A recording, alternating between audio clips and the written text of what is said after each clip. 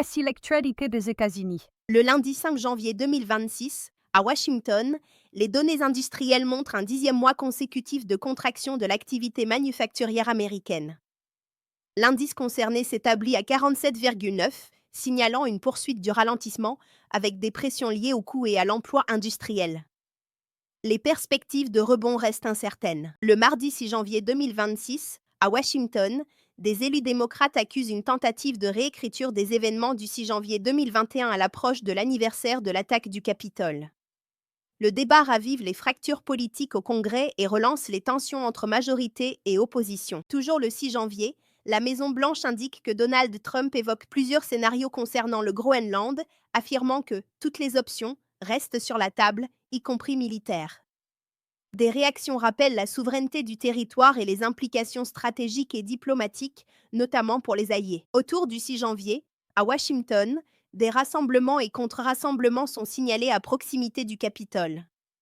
Les forces de l'ordre maintiennent un niveau de vigilance élevé, tandis qu'aucun incident majeur n'est rapporté. Le 7 janvier, les autorités confirment le maintien du dispositif sécuritaire dans un climat jugé stable sous surveillance. Le mardi 7 janvier 2026, dans le Minnesota et dans l'Oregon, des agents fédéraux ouvrent le feu lors d'interventions distinctes.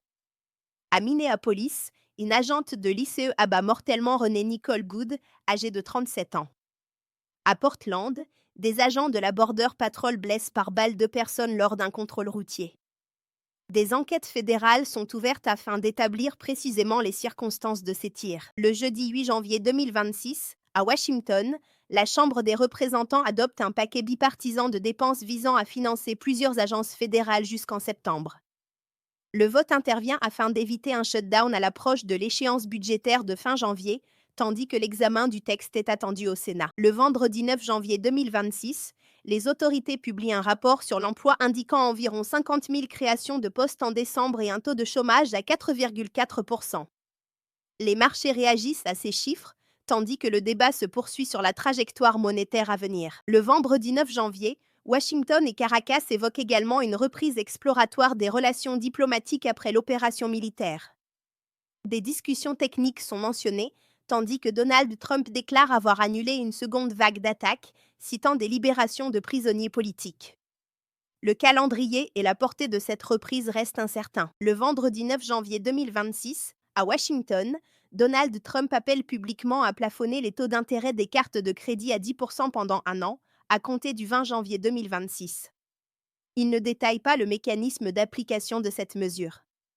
Des élus indiquent qu'une mise en œuvre effective nécessiterait un texte voté au Congrès, tandis que des représentants du secteur bancaire alertent sur un risque de restriction de l'accès au crédit. Le vendredi 9 janvier, à Washington et dans le Minnesota, le département du Trésor annonce l'ouverture d'une enquête financière liée à des soupçons de fraude à des programmes d'aide.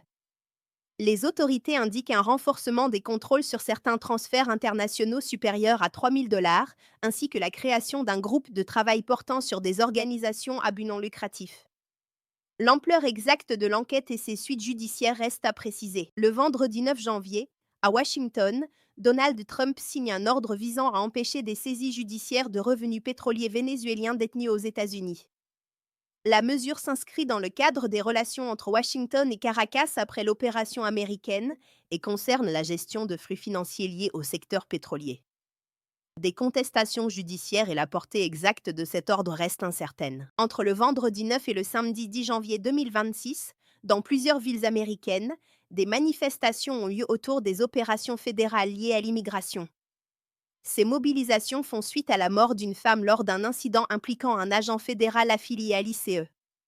Des élus et des militants demandent davantage de transparence et des enquêtes approfondies, tandis que les autorités poursuivent leurs investigations. Le vendredi 9 janvier, à Washington, un juge fédéral valide la décision de l'autorité de la concurrence de bloquer l'acquisition de Genavalve par Edwards Lifesciences dans le secteur des dispositifs cardiaques.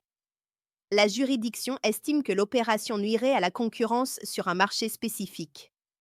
Edwards Lifesciences annonce renoncer au rachat et ajuste ses prévisions financières. Le samedi 10 janvier 2026, à New York et à Washington, la procureure générale de l'État de New York engage des actions en justice contre la suspension fédérale de 2 projets éoliens offshore, Empire Wind et Sunrise Wind.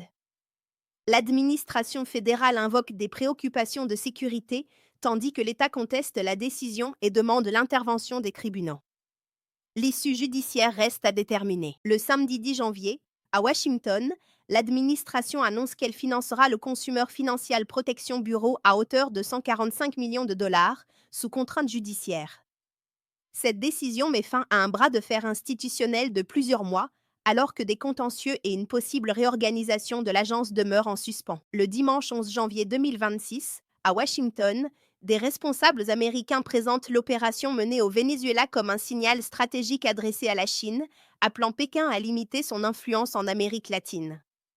Cette lecture s'inscrit dans un contexte de rivalité géopolitique accrue, tandis que les réactions diplomatiques officielles restent attendues. Le dimanche 11 janvier, à Washington, le secrétaire au Trésor indique qu'il doit encourager les partenaires du G7 et d'autres pays alliés à accélérer la réduction de leur dépendance aux minerais critiques en provenance de Chine.